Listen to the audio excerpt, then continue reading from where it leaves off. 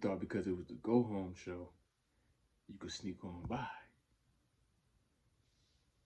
You thought you could just sneak past me, real quiet like. You thought if you walked ever so slightly, you could pass my gaze like a blur. But I see you. I see you clear as day. I see you as clear as this light is staring in my eye. Oh, we're going to talk about it. The go home show, Monday Night Raw to WrestleMania 41. Oh, we're going to talk. We're going to talk about them ups. We're going to talk about them downs. We're going to talk about the good. We're going to talk about the bad. But ultimately, we're going to have this face to face. And we will get down to business. Now let's get to it. All right. This is my Monday Night Raw, April 14th, go home show to WrestleMania 41 review and recap. I'm a couple days late because I had some storage and some filming issues, but we're here and we're getting this content out. Now, let's get right into it. We start the show with the Gunther opening promo. Real intense. I really enjoyed the promo. I thought he was a great response to Jey Uso last week, who I thought cut a great promo. My favorite line from Jey Uso's promo last week was when he said, "I'm gonna lay my head on before I lay my head on the pillow. I'm gonna pray to the Lord and ask Him to forgive me for the man I'm gonna become." Loved it. Then Gunther come out this week and talk about how he bathed in Jimmy's blood. He has always been in control. 37 years of life, he's always been in control. He said even last Monday he was in control. And you better pray that he stays in control because he coming to whoop that ass. He said because the bell has to ring and you have to see me, Jay. All the eating, all the 4 letters, that ain't gonna help you when that bell ring. I love Gunther's promo. I thought these last 3 weeks of this story has been the best, from Jimmy getting the beat down, the other week with Jay's promo after the beat down, and then Gunther's opening promo. And we'll talk about Jay's promo later in the show. But I really thought Gunther really set the tone. I thought he gave great final words. He looked menacing. He looked intense. He had a red tie, and the inside of his suit jacket was red. So he had a lot of little small details in there that was really good. He felt like a monster, and he looked like he's ready for a fight. And I hope Jey Uso is too. Now, let's get into the first opening match, which was Liv Morgan versus Bayley. Now, my issue with this is not this match at all. My issue is this tag team match at WrestleMania. I feel like it's just a thrown together match.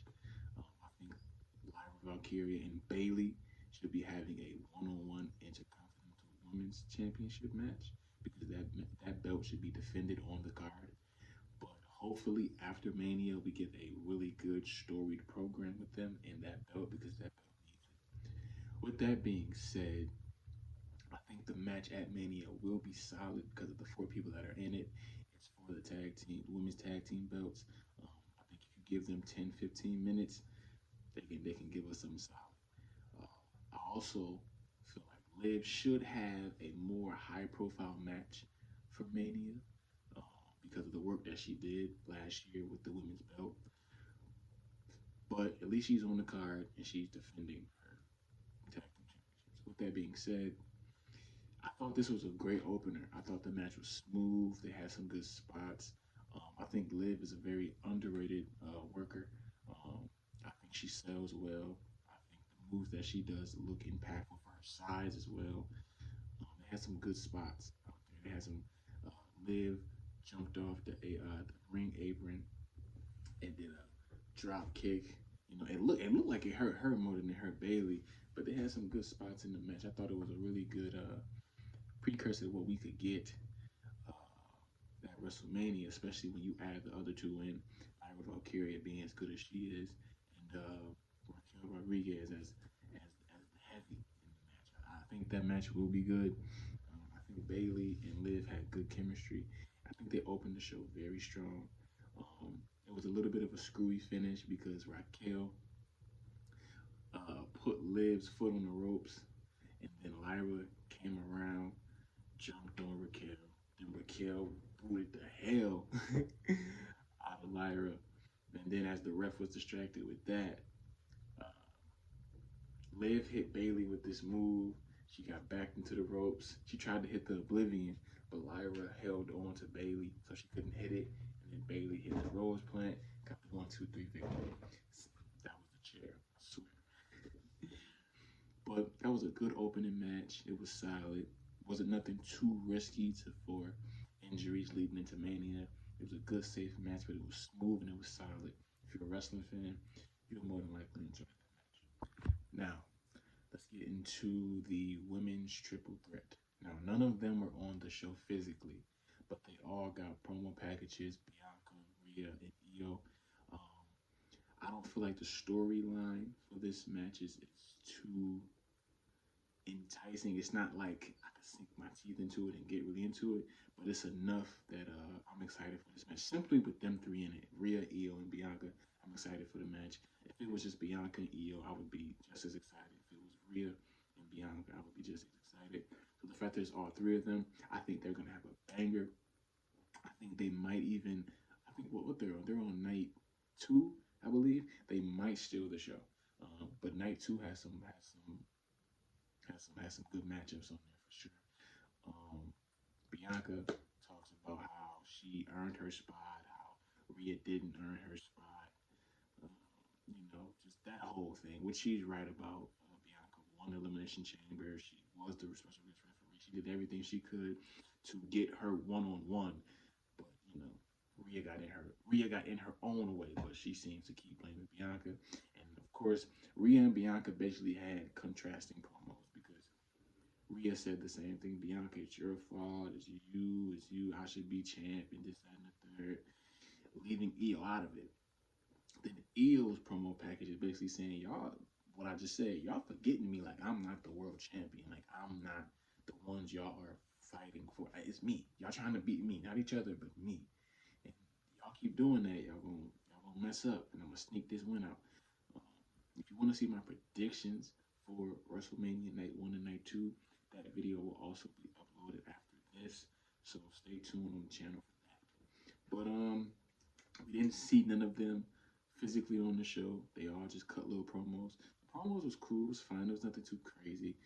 It got the job done, got the message across, and it reminded us of the match that's coming. Then we had Uncle Ray Ray, Mr. 619, Rey Mysterio versus one half of the Creed brothers, a part of the American Made, Julius Creed. Now, I really am becoming a fan of Julius Creed.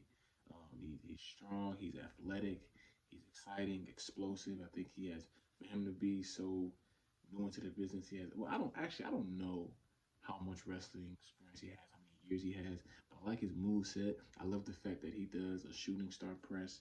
He pulls that out of nowhere, no freaky. I remember when they were here March 3rd in Buffalo, and he was having a tag team championship match against the War Raiders, and he pulled the goddamn I'm about to call it Star Champagne, the shooting star press out of nowhere. It was amazing. But I think him and Rey Mysterio had actually a really good match. Rey Mysterio has all the experience working with bigger guys and giants versus the smaller guys. So they had really good two good styles, and they worked really well together. Um, the match wasn't like no instant classic or nothing like that, but it was a good, solid television match. It was more so about giving layers to El Grande Americano and Rey Mysterio's match at WrestleMania. El Grande Americano came out, well, before that, actually. Rey Mysterio came out with LWO. Julius Creed came out with American Made, Chad Gable, Ivy Now, Brodus. American Made got involved in the match. It was a spot in the corner. Rey Mysterio was on the ropes. Julius Creed hopped on the ropes. Then American May hopped on the ropes and distracted Rey Mysterio. Rey Mysterio fell. Then LWO got on the apron, knocked off Julius Creed. He fell. Then the ref threw them both out. both groups out, which is good, man. Like refs don't do that enough no more. You know, the crowd always pops when the ref be like, you, out of here. Like the ref, all the crowd always pops for that. They need to bring that back and do that more consistently. I love seeing refs throw people out from the matches. It's great. But then El Grande Americano, whoever that may be, I don't know who this El Grande Americano is, but he has an issue with luchadors and Rey Mysterio. I don't know. But with that being said, El Grande Americano comes out. Rey Mysterio gets distracted, tries to take off his mask, roll up. Rey Mysterio kicks out of it, knocks off American Americano. El Grande Americano hits the 619, hits the splash, 1, 2, 3. But after the match, El Grande Americano sneaks Ray, beats him up, hit him with a flying headbutt, you know, and does that. And for some reason, did this. You know, I don't know. You know, maybe him and Chad Gable cross paths. I don't know, but it was a nice little visual of El Grande Americano standing like this, Rey Mysterio laying down, and the WrestleMania signing back. So that match, um, it gave Julius Creed screen time, but it was ultimately just a story builder for El Grande Americano versus Rey Mysterio at WrestleMania, which should be a banger. I'm really looking forward to that match. And then we have a War Raiders pack. I said that so fast. A War Raiders promo package, just talking about the New Day. Nothing too crazy. I still think that they need to flush out the War Raiders characters more. You know, we don't really know why they're infatuated with the war or anything. We need more characters. But outside of us knowing that they've had severe injuries and neck injuries, which has sidelined them a lot, outside of that, we don't really know much about them. So, and then they cut right to a New Day. They were backstage. I forgot if it was Kathy Kelly or Jackie Rabbit. One of them came up, interviewed the New Day.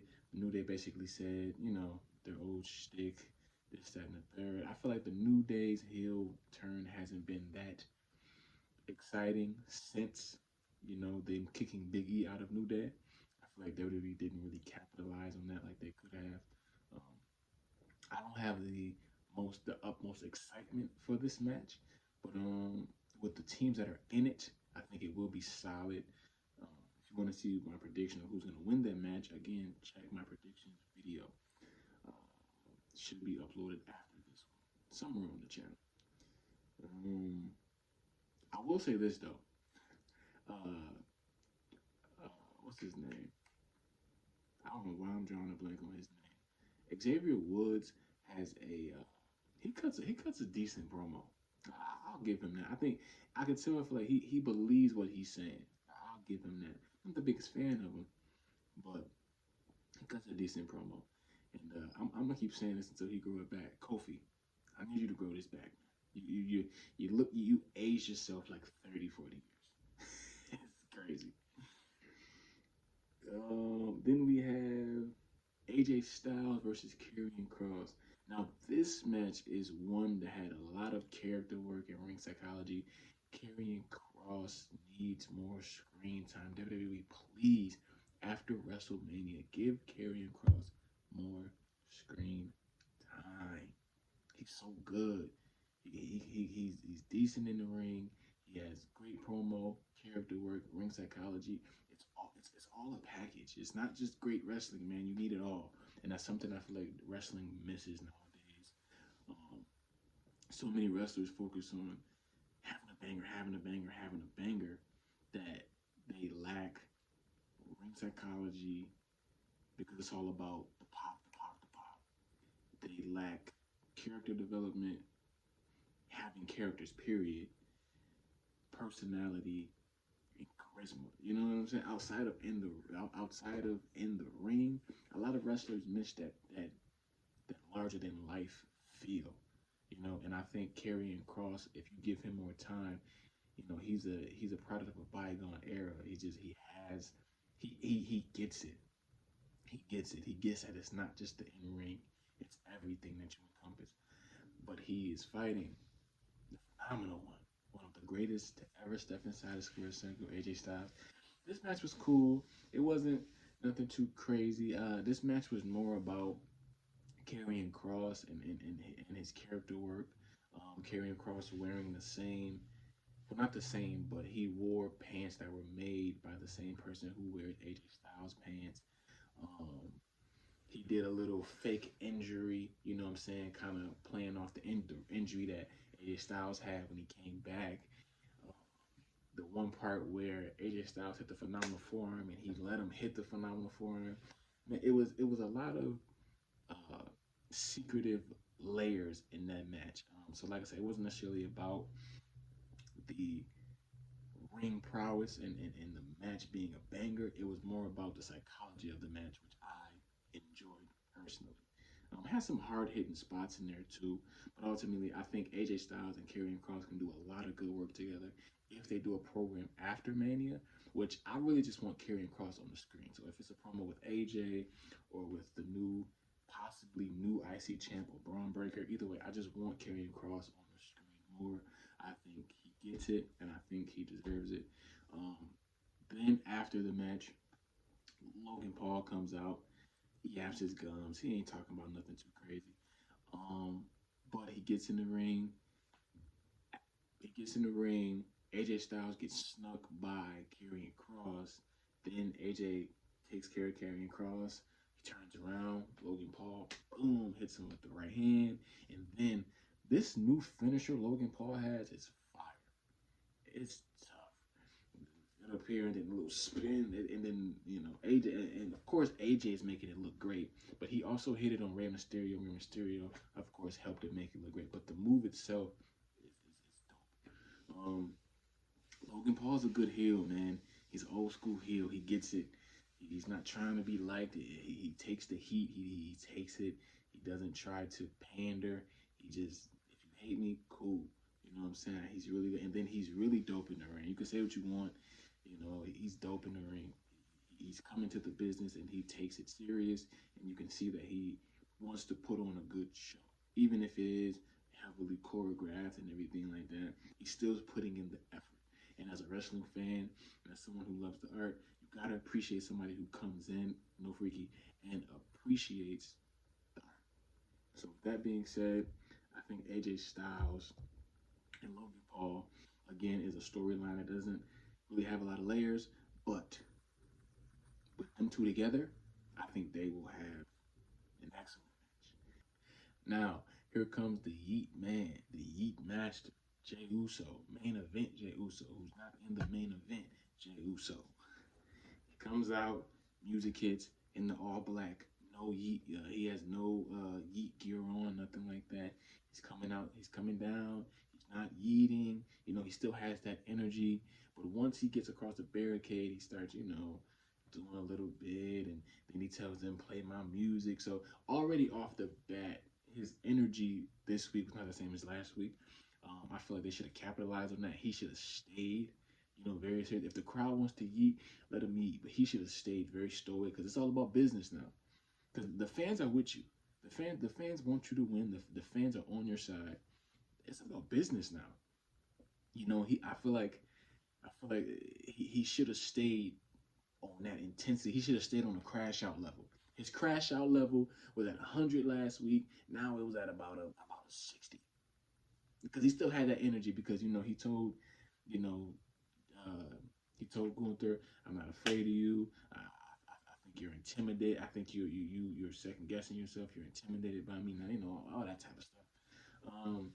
He didn't really say too much outside of what he really said last week. He's ready. He's gonna win, and he feels like he has the upper hand now on Gunther.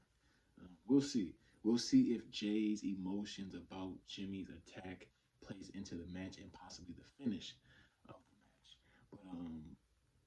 But yeah, man, I feel like I ain't gonna say the promo was a letdown, but I feel like he should have just stayed with crash out mode. You know what I'm saying? He should have came out just really, you know what I'm saying? He didn't have to be yelling like he did last week, but he to me, he played into the crowd a little too much this week. He should have stayed. Because listen, after Mania, if he wins the belt, if you want to see my predictions, you know where to go.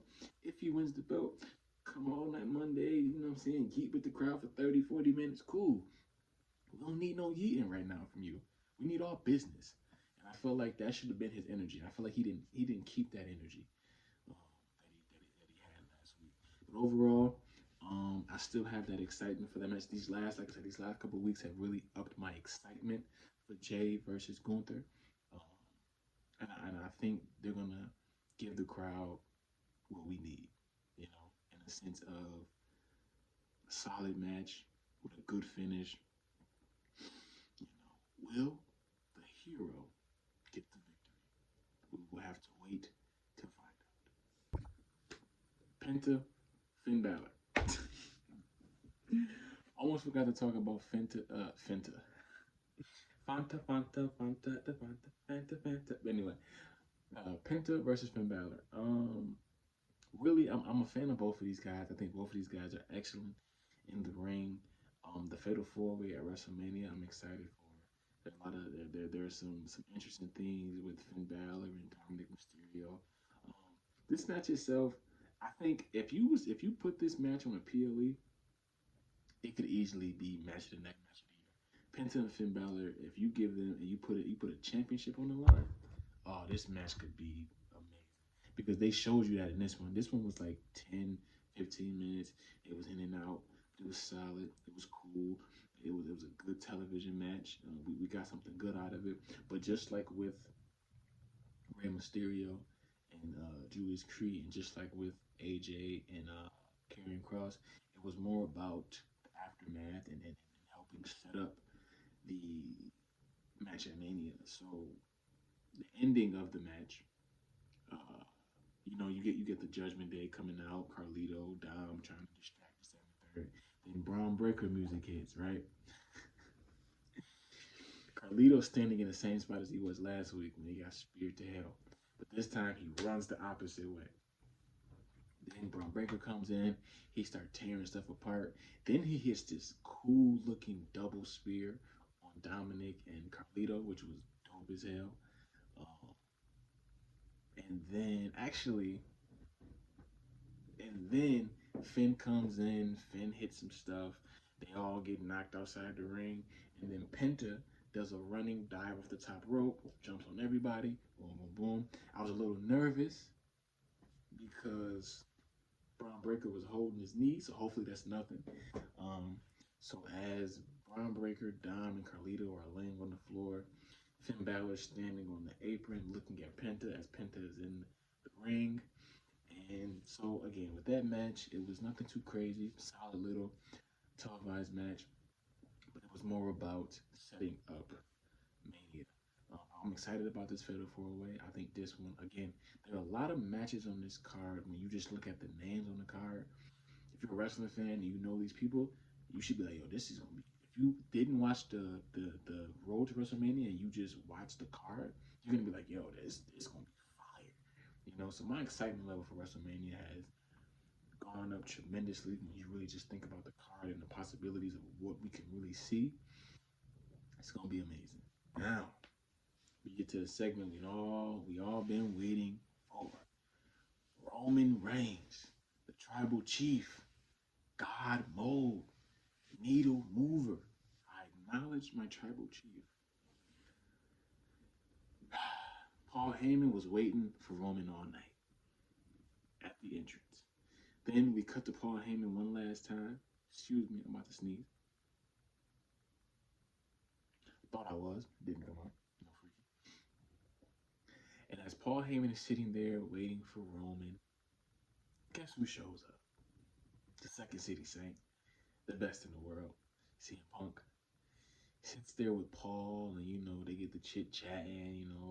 Punk telling them, I'm a real friend. This that, and the third, all that French stuff. And as CM Punk is all buddy buddy with Paul Heyman. Here comes the tribal chief. He looks over as he's getting out the car, looks over at Paul Heyman in disgust, and immediately walks to the ring. Roman Reigns comes out. He's not as serious as he was last time we seen him, in the sense of he was just straight to the ring, no ones up, all that. He was he put his ones up, made the people acknowledge him, Sacramento, and then he started cutting a promo on Paul Heyman. He starts talking about how Paul Heyman betrayed him. Paul Heyman went behind his back and he didn't want no help from CM Punk. He didn't need no help from CM Punk. How does your favor end up screwing me? You know, really on timing with Paul Heyman. And Paul Heyman's trying to explain, Tribal Chief, you needed help, and I owed him the favor. And Roman is adamant on the fact that you didn't have to owe him anything. I didn't want the help. I didn't need the help. This is on you. You betrayed me.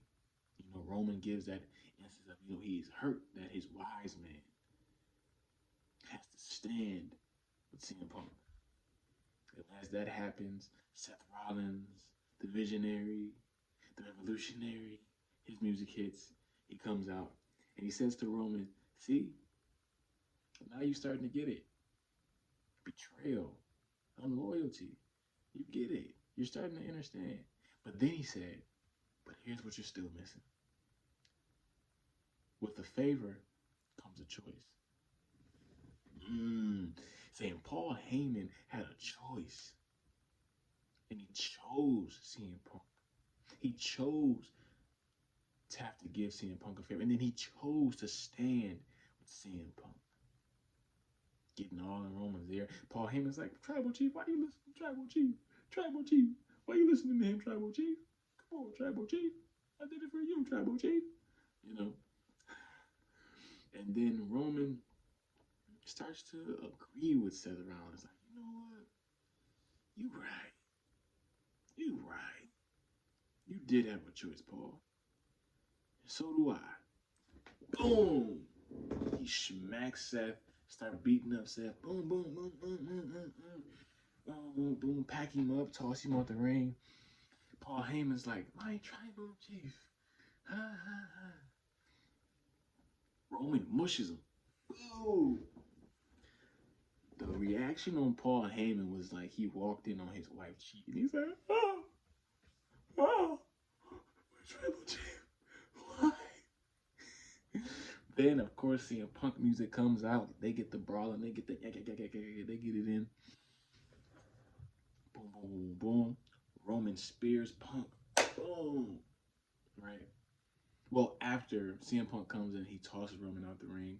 CM Punk is checking on Paul Heyman. He turns around, gets speared as Roman Reigns is hovering over CM Punk. Guess what Seth do? 10 plus years later, Seth hit Roman in the back with a chair again. Seth, why are you so toxic? Then he hits a curb stomp on Punk. Boom. Hits a curb stomp on Roman. Boom. Paul Heyman's like, no. And then the show ends with Seth Rollins holding the chair, just staring at Paul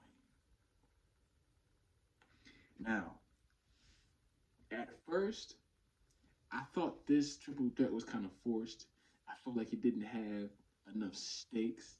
I feel like they were just they wanted these three people to be on the card, and they were like, let's throw them together. And I'm not crazy on the Paul Heyman idea, because I feel like the favor was kind of anticlimactic. But how they're layering it up, we can have an iconic moment and finish at WrestleMania, man. We can have a lot of elements to this. If you want to see my thoughts on that, again, you know where to go. WrestleMania 41 prediction video. But there are so many layers that they have actually added. And when you actually look at the totality of the things Seth has been saying about what's best for business, and we're fighting for the soul of the company. We're not fighting for part-timers like Roman. We're not fighting. We don't want the company to be part-timers. We don't want the company to be guys who leave for 10 years, trash the business, trash the company. We want consistency. We want guys that do what's best for business. We want guys that's going to be here, that's going to put their bodies on the line. And then you have Roman, the most WrestleMania main events ever, with his wise man not being on his side. The first WrestleMania in years, the wise man is not on his side. Then you have CM Punk main eventing his first WrestleMania with Paul Heyman. The emotions. There's a lot of elements to this match that have made me more intrigued, and I am excited for this match. I'm excited that it's main eventing. I know a lot of people are upset that Jay and Gunther aren't main eventing, but it's business. It's about business. And when you and although I think that WrestleMania should end with the world title, in certain instances, you gotta go with the best business. Yes, CM Punk and Chris Jericho at WrestleMania 28 should have main evented, but when you see The Rock and John Cena, which was supposed to be once in a lifetime at the time, it's business. It's marquee. It's what's gonna sell a ticket. You know, and WWE is now is a business now more than ever. So I'm excited, man. This as they call it, the go home show. It wasn't 10 out of 10, nor was it 0 out of 10. I thought it was a decent card. We had some decent matches. Um, we could have did more. Maybe the War Raiders and New Day to give us more. Um, Io, Bianca, Rhea. That's set. We don't even really need much with that. Io, Rhea, and Bianca. I'm excited about that. I think that's gonna be a banger. Um, Liv and Raquel versus Bailey and Lycaria. Again, I'm upset about the IC title situation, but I'm excited about that match. Lyra Valkyria and Chelsea Green should be defending their belts on Mania. Chelsea Green has deserves it. She's earned that. She's put her work in, and she's earned her stripes in the business. She deserves that spot. Um, Street Profits and the Motor City Machine Guns. Their match should also be on Mania. Um, I think every title should be defended on Mania. Man, it's the biggest stage, the grandest stage of them all. It's the biggest night in professional wrestling. You got to pull out all the stops. Um, but ultimately, I thought the show was okay. It wasn't upset. It was a safe show. You know what I'm saying? You didn't risk no injuries. You didn't risk a match not going through. So I thought the night was good. You know what I'm saying? I know a lot of people go like, "Oh, this was trash. This is the go home show. We're supposed to do da da da." That last segment and the opening segment gave you that okay. Gunther, I thought Gunther delivered as the world champ of the show. We opened the show with him, and I thought they ended the show well to give you that enticing to want to watch. I thought they did enough to make me want to watch this weekend. Let me know your comments down below. Let me know how you feel about the WrestleMania build. Let me know how you feel about the card. Let me know how you feel about the go home show. With all of that being said, like, comment, subscribe, share, follow the Twitch at godtierviews, follow my second YouTube channel, Jaden K.E. King, follow my IG, Kavan Emir. With all of that, love everybody that's watched, love everybody in general. I wish peace and love for everybody and prosperity. I wish bad on no one. Whatever your dreams and passions is, go for them full throttle. Peace and love to all. I bid you adieu.